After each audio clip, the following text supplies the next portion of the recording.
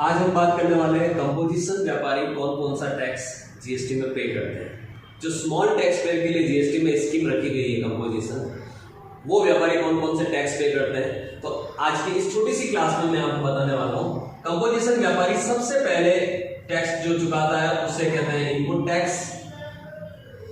Input tax का मतलब होता है जो टैक्स उसने परचेज करते वक्त पे किया है, टैक्स पेड ऑन परचेज।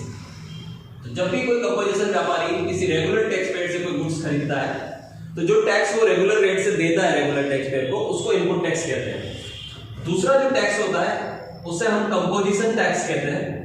यानी कंपोजिशन व्यापारी को अपने द्वारा की जाने वाली जितनी भी सेल होती है, यानी जो टैक्स उसको पे करना होता है आउटवर्ड सप्लाई पर ऑन सेल, उसे हम कंपोजिशन टैक्स कहते हैं। आप सबको मैं बता दूं, कंपोजिशन टैक्स की रेट है 1%, गुड्स के केस में 6%, सर्विस के केस में और 5% रेस्टोरेंट सर्विसेज के केस में कंपोजिशन व्यापारी कंपोजिशन टैक्स पे करता है।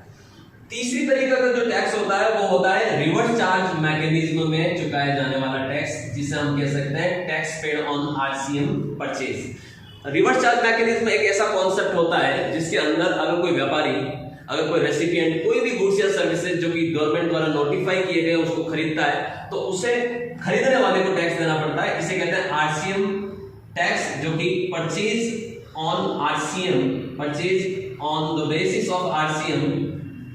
अगर कोई व्यक्ति रिवर्स चार्ज में परचेज करता है तो उसको टैक्स देना पड़ता है अपनी पॉकेट से। तो अगर कोई कंपोजिशन व्यापारी माल खरीदेगा या गुड्स खरीदेगा तो उसे इनपुट टैक्स देना पड़ेगा, खुद की सेल पर उसे कंपोजिशन टैक्स देना पड़ता है, और अगर रिवर्स चार्ज में कोई परचेज करता है तो उसको आरसीएम बेसिस पे टैक्स देना पड़ता है। और सबसे खास बात यह है कि ये तीनों टैक्सेस की उसको इनपुट टैक्स क्रेडिट नहीं मिलती।